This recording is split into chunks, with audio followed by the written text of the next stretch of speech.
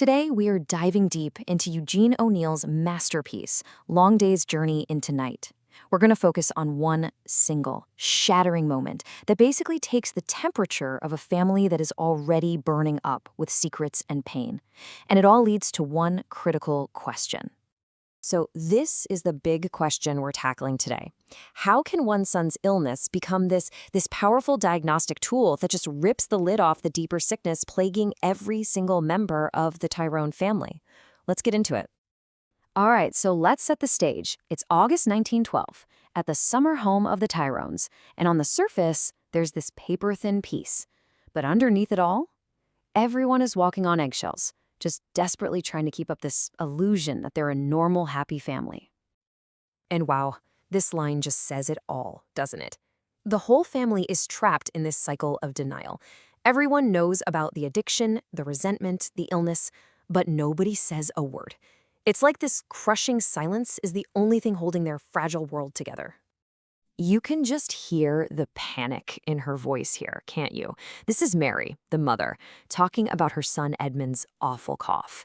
She's not just lying to herself. She is desperately trying to build a fortress out of words to keep reality out, to protect this little bubble of pretend happiness. Yeah, so Edmund's illness isn't happening in a vacuum. This family is already a tinderbox just waiting for a match. You've got Mary's relapse into morphine addiction. You have James, the father, who's a total miser, terrified of being poor. And then there's Jamie, the older brother, who's just drowning himself in alcohol. These problems have been festering for years, making the family incredibly fragile right before this crisis hits. Okay, so here we go. This is the moment the play has been building towards. This is where all those unspoken fears finally get a name, and that fragile peace we talked about, it's about to be shattered. For good. And it all comes down to this. A simple telephone call.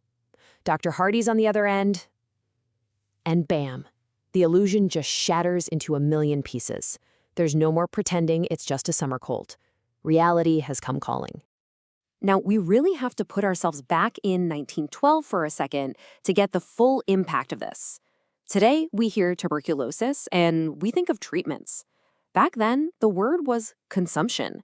And that word, well, it was basically a death sentence. It meant getting shipped off to a sanatorium, totally isolated, probably never to come home. So when that word lands, it lands like a bomb. So now, let's look at how this diagnosis works like a psychological X-ray.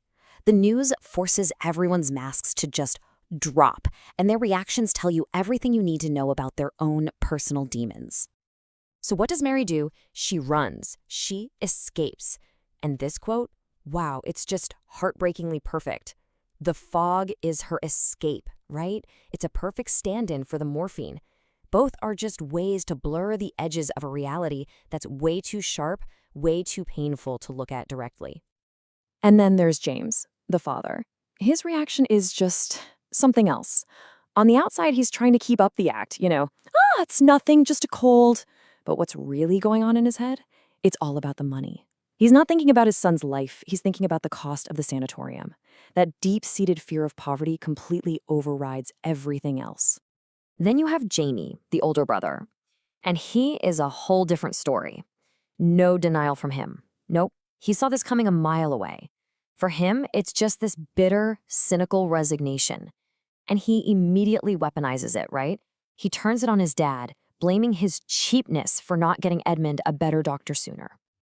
And in the middle of all this fog of denial and blame, you have Edmund. He is the only one screaming the truth. Mom, I've got consumption.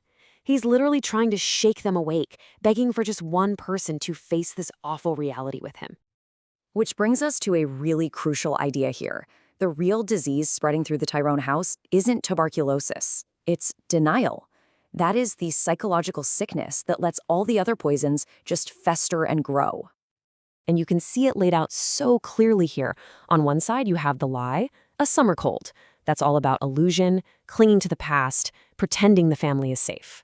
And on the other side, the brutal reality, consumption, which is just pure fear, mortality, and the terrifying cost of treatment. There's actually a term for what they're all doing. It's a defense mechanism.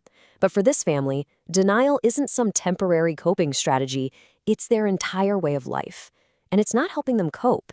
It's just making sure that nothing can ever truly heal. So, where does this all lead us? To this final, powerful conclusion: Edmund's physical illness isn't just his tragedy, it's a giant metaphor that ends up diagnosing the entire family. This is really the heart of it all. The consumption in Edmund's lungs, it's like the physical version of all the emotional poison swirling around that house. All the secrets, the resentments, the addictions. It's like it all came together and festered in him as this one undeniable disease. And this chart just lays it out plain and simple. For every single character, the thing you see on the surface, their visible sickness, is just a symptom of something much, much deeper. Mary's morphine is about escaping her reality. James's obsession with money is a shield against his past trauma. Jamie's drinking is just self-destruction. And Edmund's tuberculosis, it becomes the container for the entire family's pain. One diagnosis reveals them all. And so, we're left with this really haunting question. In a family that is literally built on illusions, who is the sickest person in the room? Is it the one with the disease you can actually see? Or is the sickness of the soul, the denial, the guilt, the fear, far more destructive? It's a heavy thought, and it's exactly what O'Neill wants us to wrestle with, long after the story is over.